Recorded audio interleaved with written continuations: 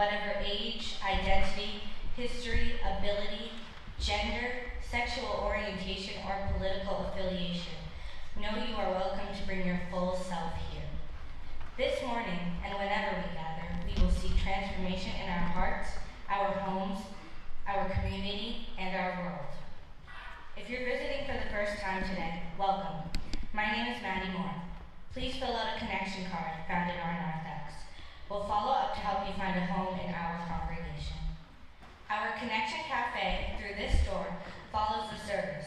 Please see your order of service for more information and join us. Next Sunday, we encourage you to attend our Connection Cafe between 10 and 11.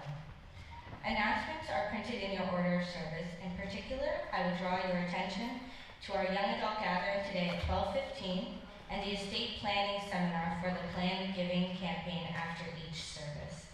Please put your phone in worship mode, mindful and connected. And finally, the seats in the narthex are reserved for parents with restless children. In the spirit of community and hospitality, let's reach out to one another and share the gift of welcome.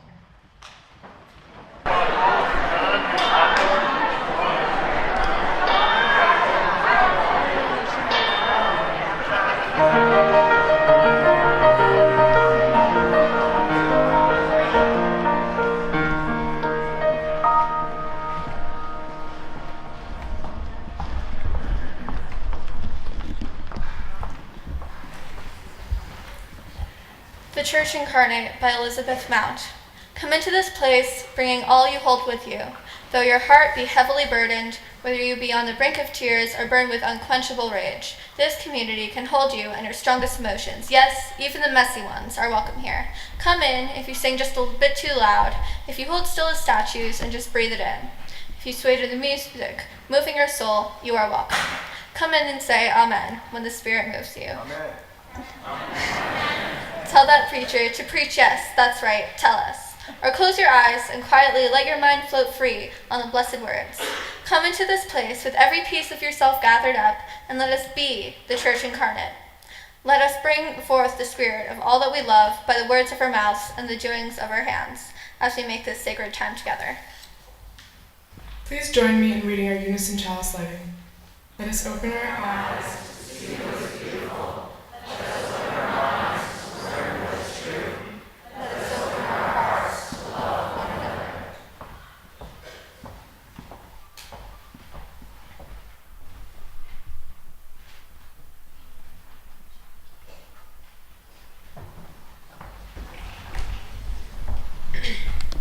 Ushers, please come forward. Here is the moment in our service where we celebrate abundance, where we dig deep and give joyously. Generosity is a spiritual act, and it is literally life-saving for both the recipients of the gift and for the givers. In this congregation, we open our eyes, minds, hearts, and wallets to donate.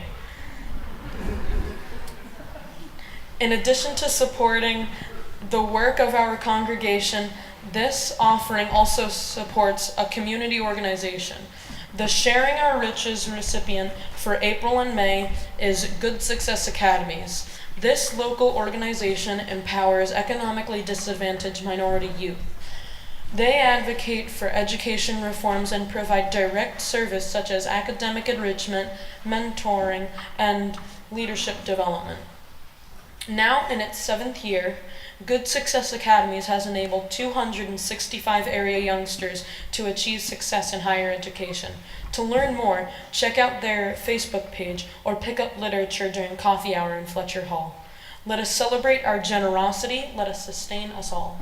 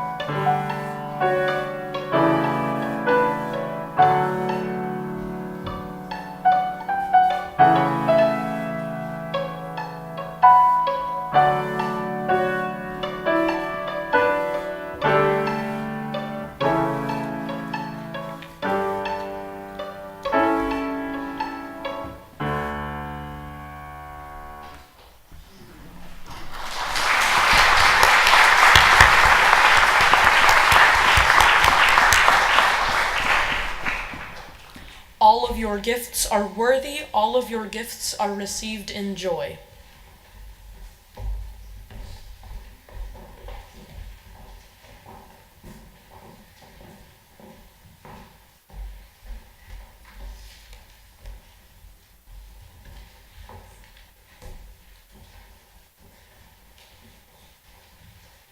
We enter into this space of depth as we are each called, finding a soft meditation, a deep reflection, and ardent prayer.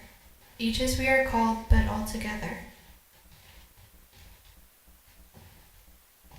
And we enter into this space by hearing the lamentations, the requests, and the remembrances of our community. Let us hear one another to heal one another. A joy. Gail Ryan, a new member here, reports that she has just given birth. Her dear one came at 1:25 a.m. on Thursday evening. Gail says simply, wild. And Norma Tassi would like us to light a candle of healing for her mother, Catherine Tassi, who has recently been hospitalized. We ask that you hold Catherine in your thoughts and prayers during this difficult time. Irene Sanderson has a remembrance holding Gary Sanderson in your hearts. Wish him a speedy recovery. He's in Mountainside Hospital with pneumonia. Visitors are welcome. Please hold Gary and Irene. And Jill Wadnick has a candle of healing for Harry Gherkin, who's Jill's dad. Jill's father, Harry Gherkin, was transferred from a local emergency room to University Hospital for a brain aneurysm. Decisions will be emerging if Harry is a candidate for brain surgery. Please keep the medical care providers and Harry and his family lifted in light. May we reach out in love, in healing to all of these who need our attention. May we hold them when we see them, and may we hold them in our hearts when we find that soft place of care that we can give to others.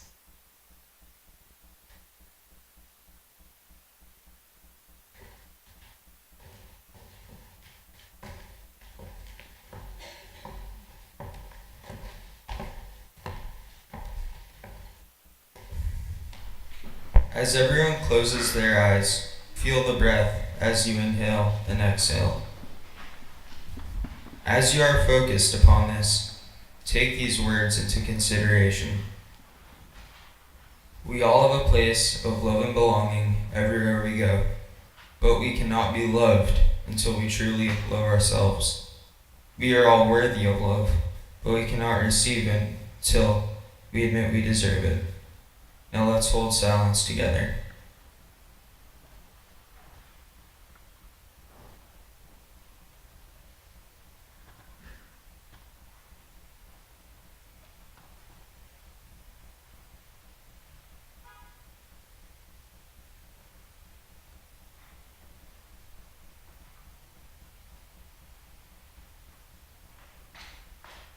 Amen. Please remain, Please remain seated for our prayer response. The Lone Wild Bird, number 15 in the Grey Hymnal. It'll also be on the screen.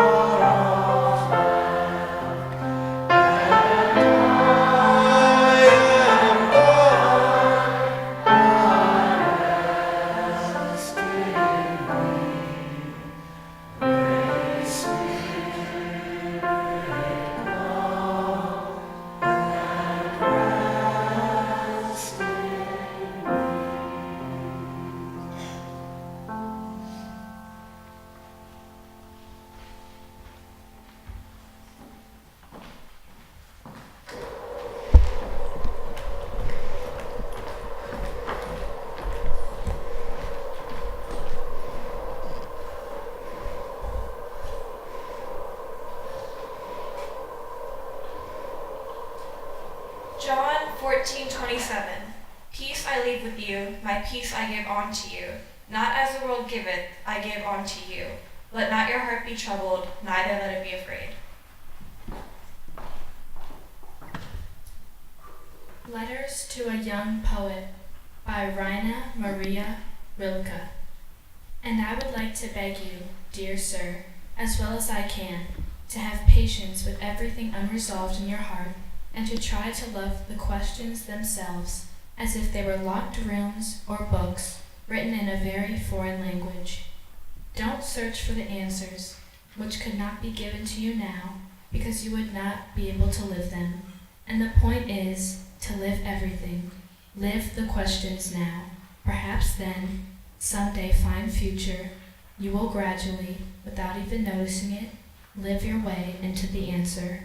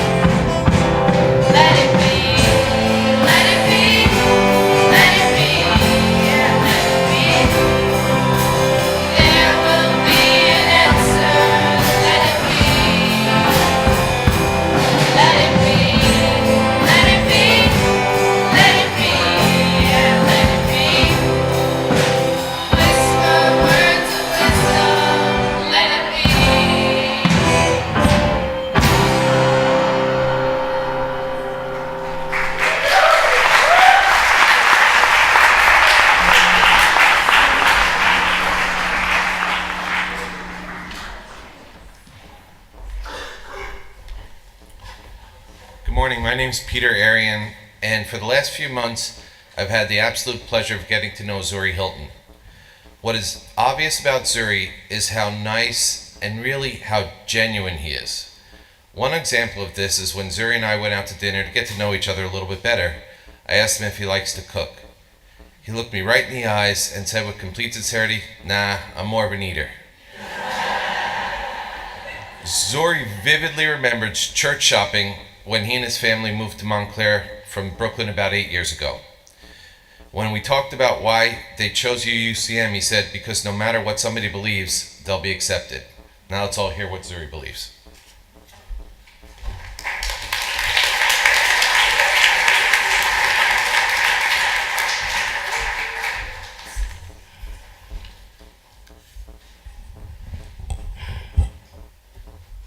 Good morning. Alright. I can describe my beliefs as there is a God, but God does not have a face or a gender. God is the energy that surrounds everything, not just the world, but the whole universe. This is not something we can understand like air, but another source of energy we cannot see, feel, or smell. I did not always believe this. When I was young, I thought that President Obama was God. Because adults would always talk about him all the time, so I thought he must be important. It wasn't until one day my mom described to me what she believed, and that I started to form my own current beliefs. That God is not a person. I did not choose what I believed just because my mom believed it. I chose it because the more I thought about it, the more it made sense to me. My experience at the UUCM taught me that people can still come together and share their beliefs at a church, even though they are different from one another. To me, Unitarian Universalism means that it doesn't matter what your religion is, you're still welcome at our church. From my religious education, especially coming of age program, I've gained a sense of what religion and God means to me, and that it doesn't hurt to help out your community or any community. Thank you for listening.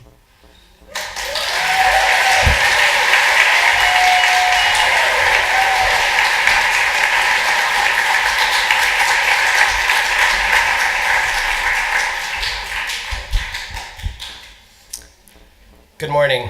I'm Anthony Showalter, and I am thrilled to introduce you to George Bacino. George was born and raised in New Jersey and has been coming to the U since he was about 5. His parents are Alex and Jill, and he has a younger sister, Sloane. George is a musician, a writer, a reader, and on the fencing team at Montclair High School. When I met George in January, he immediately impressed me as just genuinely earnest and has this contemplative presence. He's remarkably self-possessed, aware, and wise. George also has great taste in science fiction and video games, so I'm always learning something new when we chat. With great pleasure, I present George.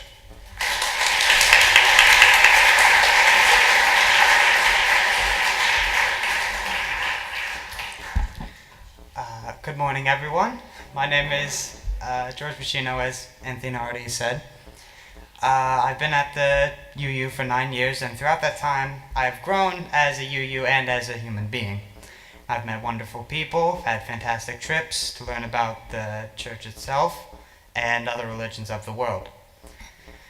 I've participated in events that have not only helped others, but have helped me grow as a person. One of the most important people I've met during this journey is Anthony. He has been my mentor through the coming of age and has become a good friend. We both have a lot in common. We like games, physical or digital. We have similar tastes in music, and this is both our first times going through the coming of age program. However, I really hope that Anthony does this again as a mentor because he has been wonderful. A lot of times I'm asked the question when I say that I go to the UU churches, what do you people believe in? And because nobody really knows, and people have gone there will say that it really isn't a religion or like a very, traditional religion, and they're right. we don't bind anybody by a creed or say that they need to believe in anything specifically. They are allowed to form their own beliefs, and they don't have to conform just because the people around them have the same beliefs. And I think this has helped me tremendously for the growth of my beliefs. There's a jazz institution that I go to. It's called Jazz House Kids. And in one of the rooms, there's a poster that says, "The reward of playing jazz is playing jazz." So I originally thought of this just sort of as a dumb poster to motivate people to work. But sitting in there for like a year and a half, it grew on me that you don't play jazz for the music or the fame. You play it to experience it. And I feel that that applies to all aspects of my life, not just jazz. I believe that I don't do activities because I'll gain something from them later. I do them for the experience. I'm not a believer in God or any higher being, not because I don't think there's any proof that they exist, but because I believe that I do actions on this world because I want to do them, because I want to experience it, whether it's good or bad. I don't believe I was created to serve a higher purpose. I believe I was created to be me. I don't believe in heaven or hell, or even an afterlife for that matter. That the time I have while I'm alive is the only time I have in this world. I think it gives it more meaning.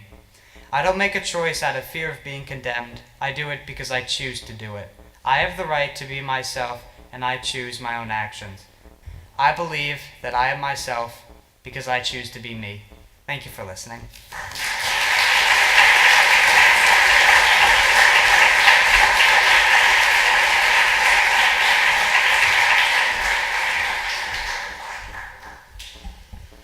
Good morning, I'm Erin Krupa. I met Devaney when I taught 6th, 7th Compass Points, and I'm very honored to be her mentor.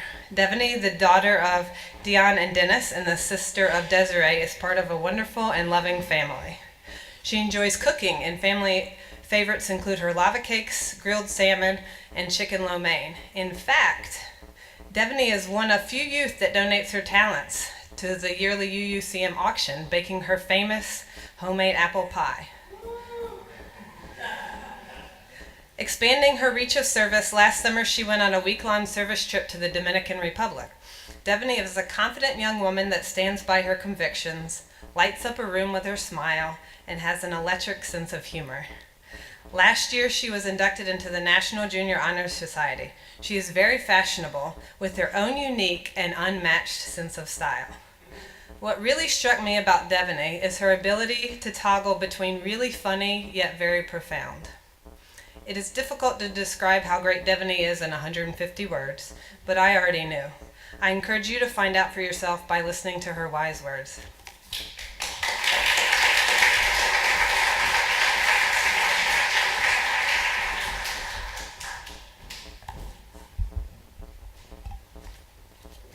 When I was little, I believed that God was a spirit that came to me through the wind.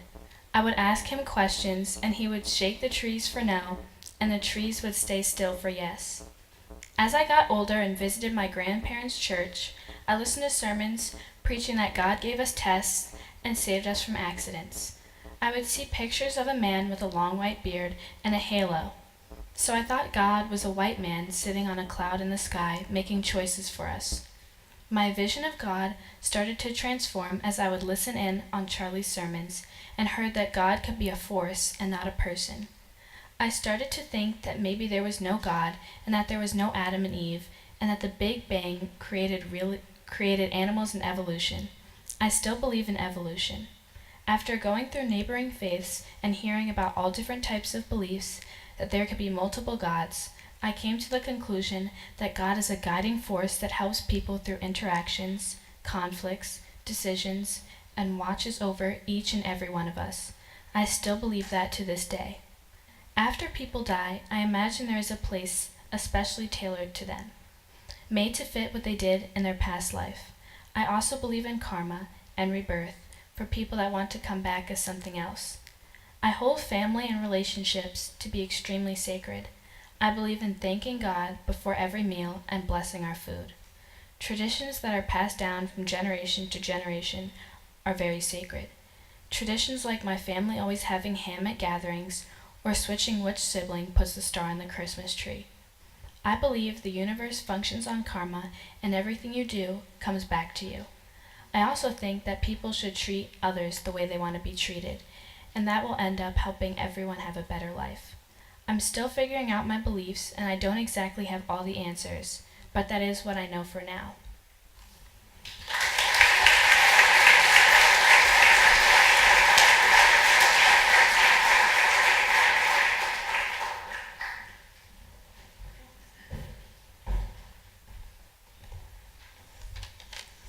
Good morning. I'm Katie Ulett, and it is my honor to officially introduce Maddie Moore to the UCM. Maddie has brought curiosity, enthusiasm, and a generosity of self to each of the challenges in the coming-of-age process, and I honestly feel richer for having shared a part of her journey. Shakespeare said, "Though she be but little, she is fierce." Madeleine Charlotte Moore came kicking and screaming into the world on June 6, 2003. Daughter of Claudine O'Hayan and Scotty Moore, younger sister of brother Max, proud owner of hound dog Cooper. She and her family have been part of our congregation since she was in the 5th grade. Though small in stature, I have found that Maddie's open heart, bright eyes, and easy smile reveal a young woman who should not be underestimated. She has a big appetite for life, whether for her father's cooking, planning for her annual summer camp adventure, playing field hockey for Montclair High School, or marching for issues of social justice. She brings her whole, honest, kind, and light-hearted self to each experience. Maddie is no stranger to adversity, whether dealing with serious allergies, the trials of middle school, or an unbending finger. She has found a way to adapt to or overcome the challenges in her path. I have found her to be a spirited and resilient person, and I have no doubt that she will continue to grow in ways that will serve our congregation and the world at large. I give you Maddie Moore.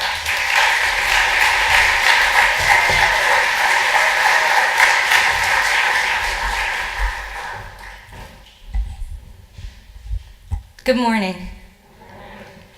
I'm so happy to be here and to have come so far in the religious education program at our congregation.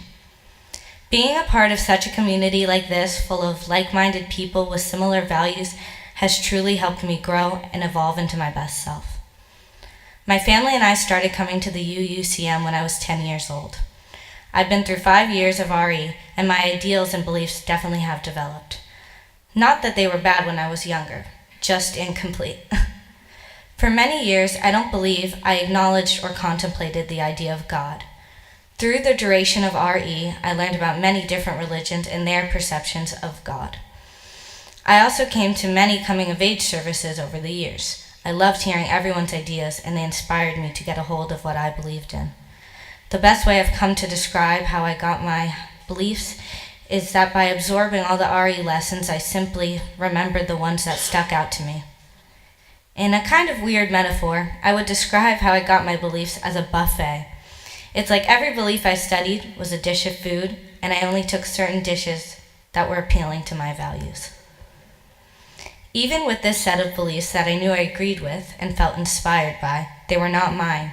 They were close, but they still needed to be developed to what I connected them to in my own life and my own perspective.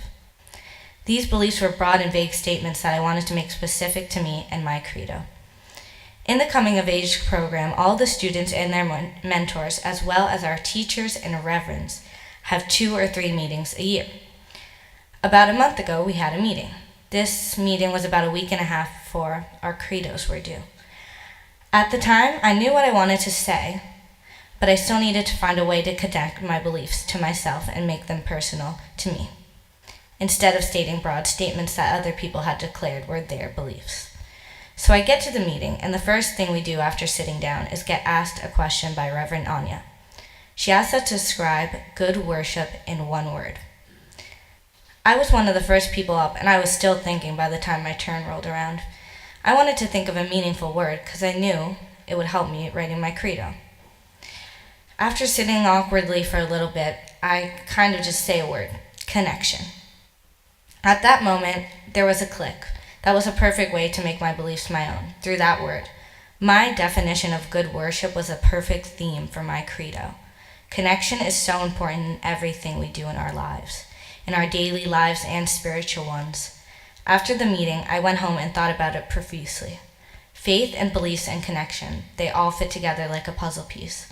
Connection with yourself, connection with your community, connection with your beliefs, connection with nature, connections with others. These are all things I strongly believe in.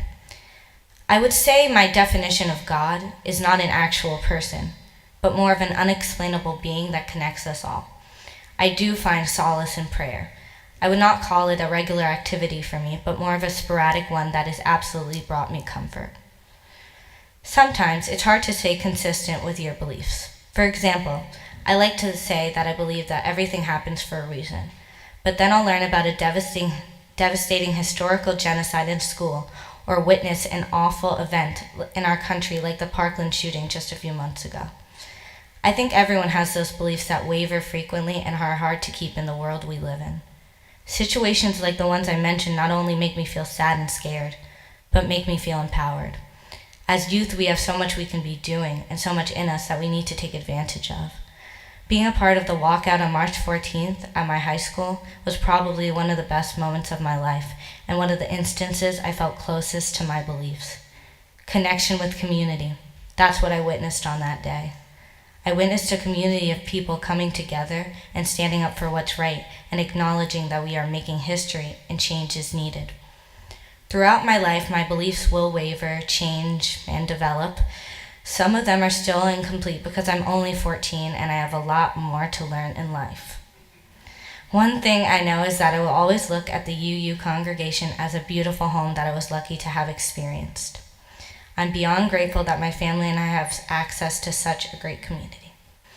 I'm excited to explore my spirituality throughout my life and grow more as a person as well as a Unitarian Universalist. Thank you for listening.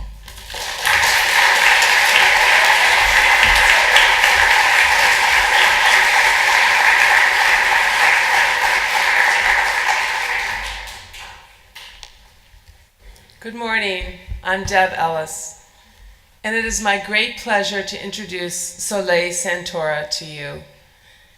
Soleil is the beloved daughter of Sarah and Mark and older sister to Sage.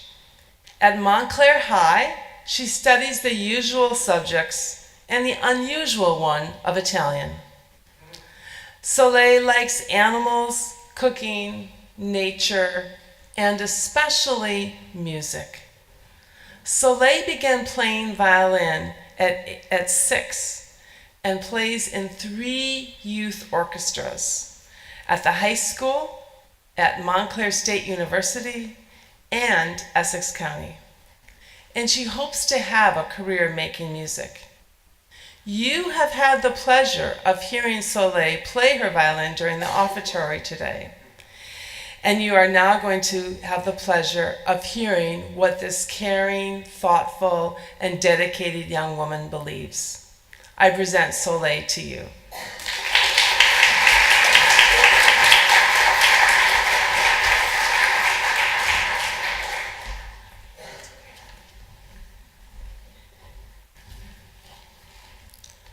I am much newer to the congregation than most other people in my coming of age class.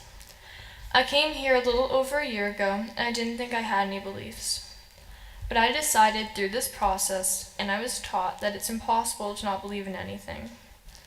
I also thought that atheists just believed in nothing. Once I thought more about it, everyone believes in something. When I used to hear, "What do you believe in?" I always thought, "Do you believe in God?"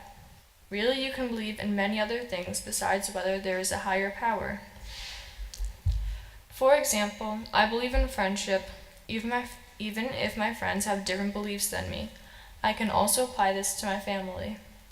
I also believe that it's each person's responsibility to help when a group of people are being treated unfairly. I think when you're not doing anything about this sort of problem, You aren't any better than the people who caused the problem. You are, in fact, part of the problem. I think that everyone has a right to believe what they want, and that hearing other people's opinions can help us shape our own. Being in this congregation has helped me shape my own beliefs.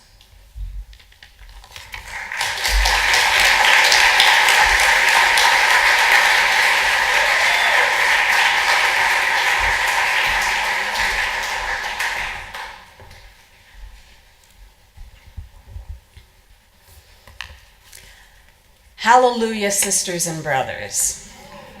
Jessica Williams will be a leader in the next generation, and I breathe easier because of it.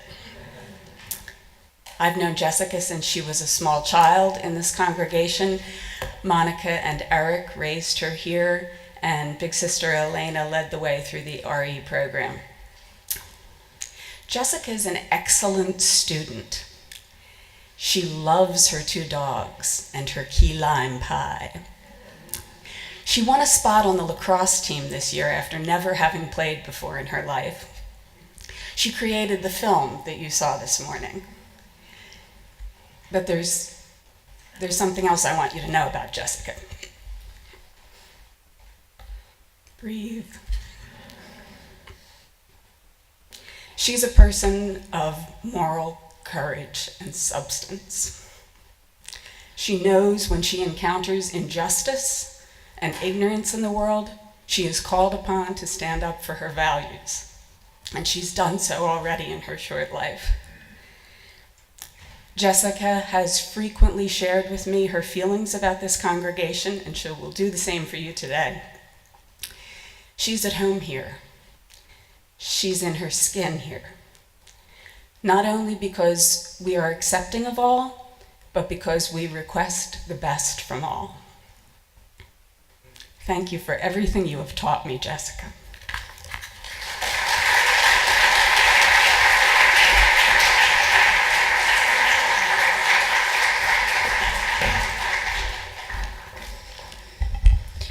Good morning. Spirituality is something that hasn't always been prominent in my life. As a child, I had questions with no answers, and it wasn't until a couple of years ago that I began trying to answer them myself.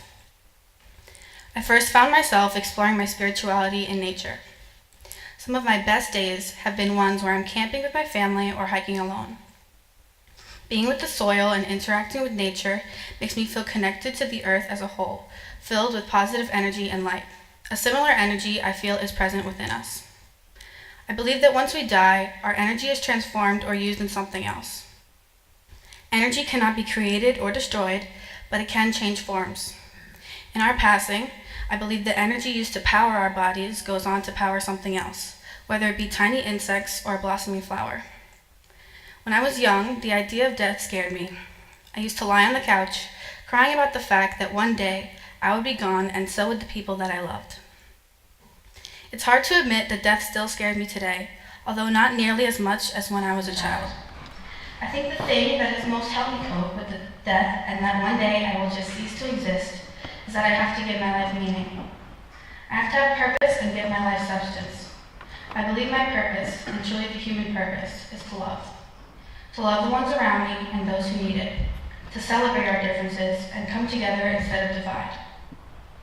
It brings me so much joy to be with someone, a friend or family member, and just live in their presence, sharing love and a good time.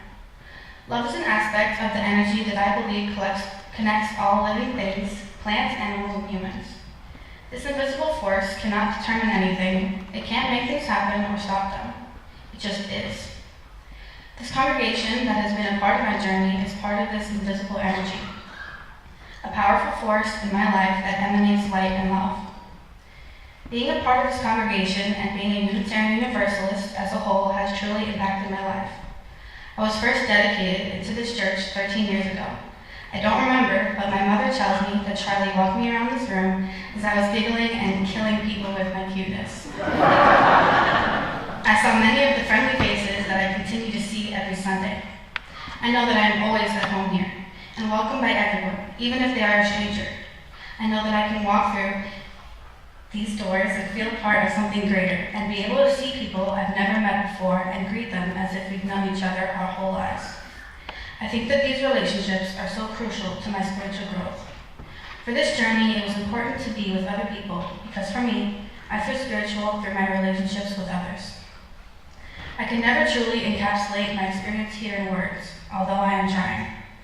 Combination of education, a sense of belonging, and a loving and accepting environment are the reasons why I love coming here every Sunday and continue to be grateful for the life I have had here. This is my interpretation of the world with 15 years of experience. I'm sure that once I have 20, 30, and even 80 years of experience, my interpretation will change, so you all have a lot more to hear from me.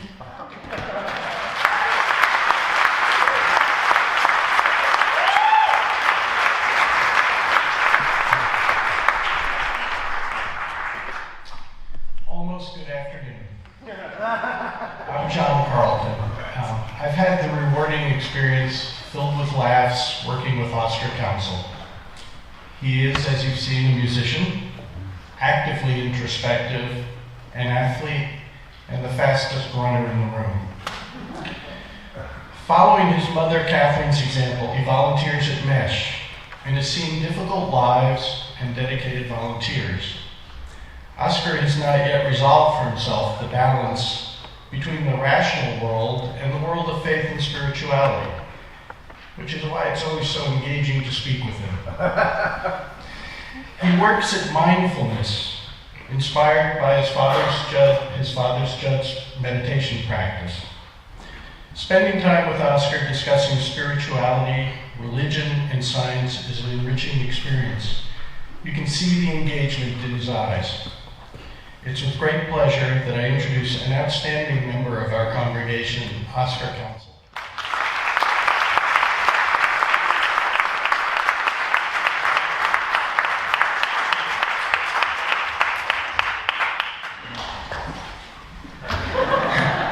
Hello, my name is Oscar Council, and this is my credo.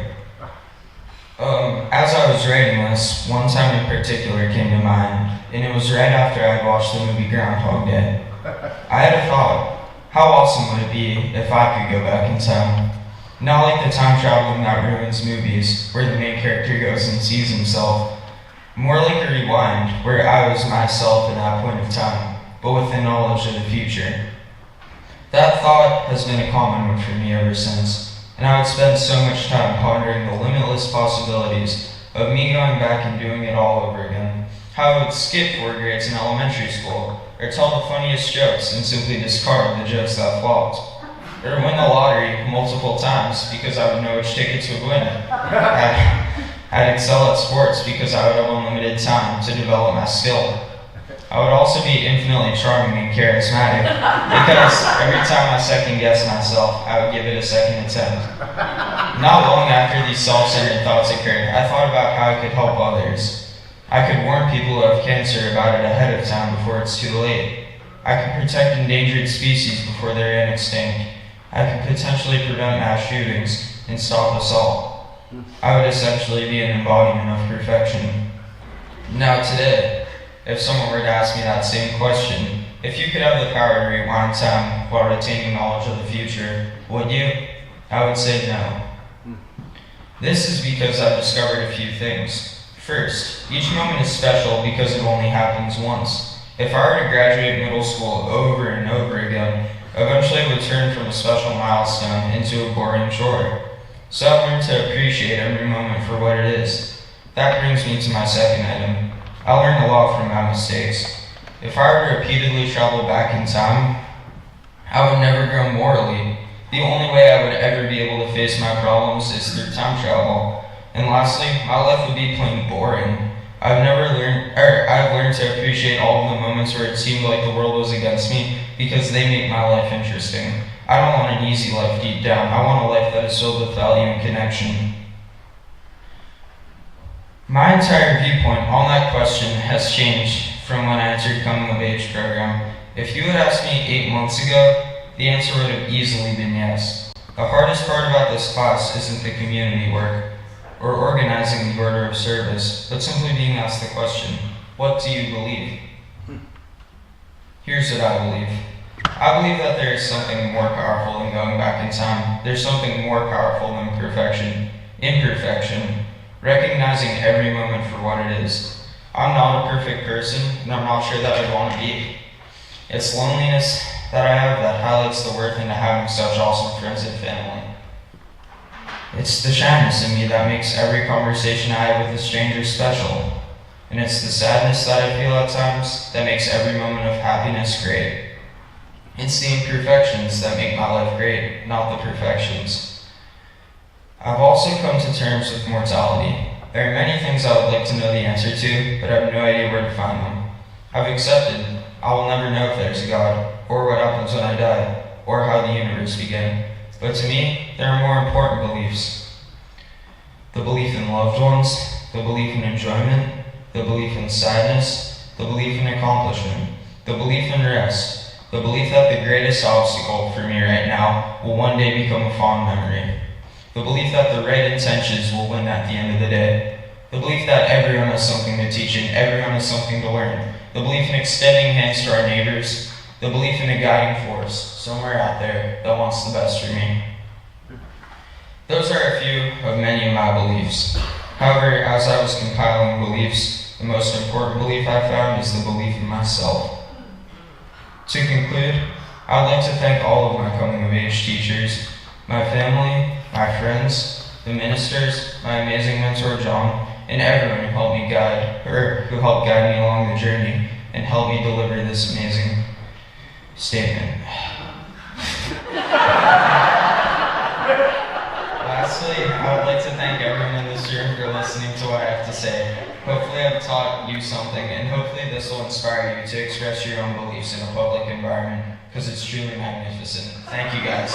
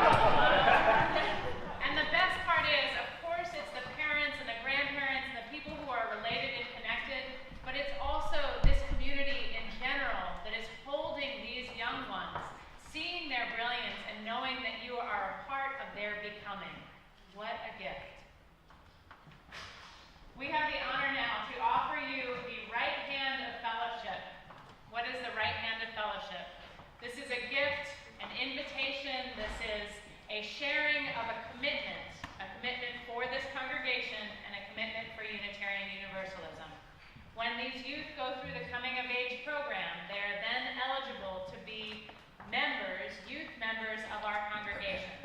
And with that, they're eligible to vote and to steer the course of our lives with your ideas of how we should be. And so when we offer you the right hand of fellowship, we're saying welcome, thank you, and may you lead us well.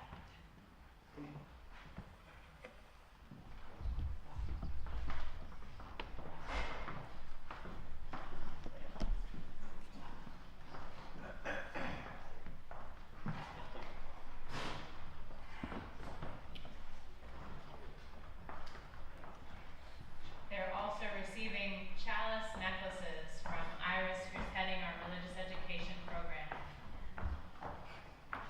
And now we would like to offer the laying on of hands. If the mentors would place their hands on their mentees. Reverend Scott, if we will place a hand as well. And I would like to hold your other one. And we would like to invite you out here to open your hands and to send love forward to the front of this room, to share your love with these dear ones, to send it with your intentions and with your commitment. We know that this world is not an easy place to move through. We know that there will be trials that these young ones will experience,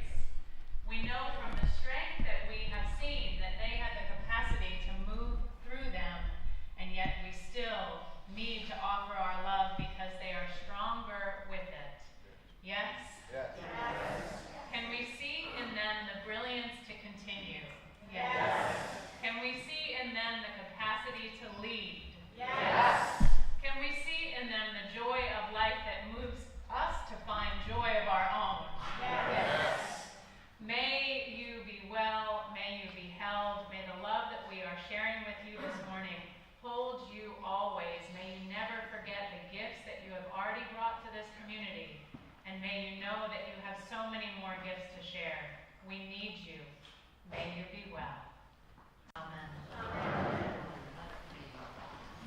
And we are going to sing together a little bit of Bruce Springsteen. Let's celebrate them first.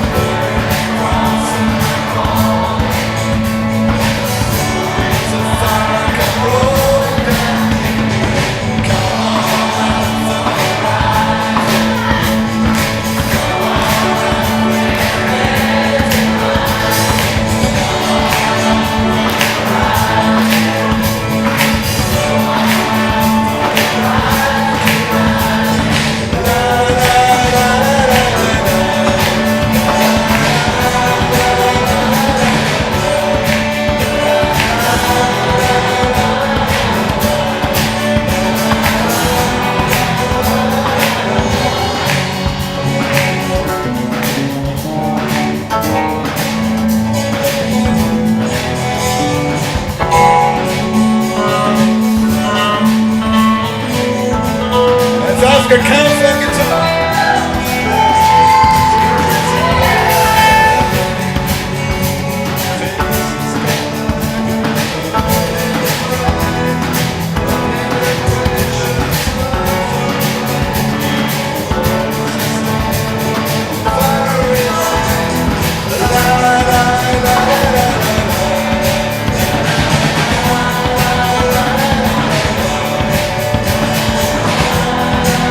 La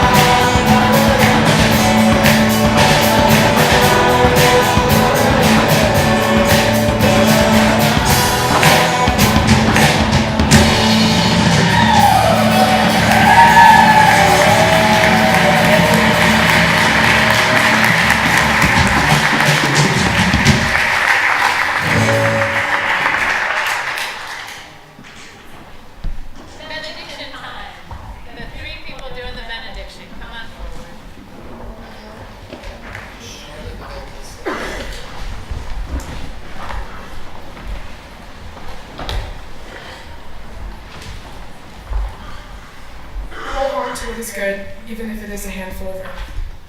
Hold on to what you believe, even if it is a tree which stands by itself. Hold on to what you must do, even if it is a long way from here.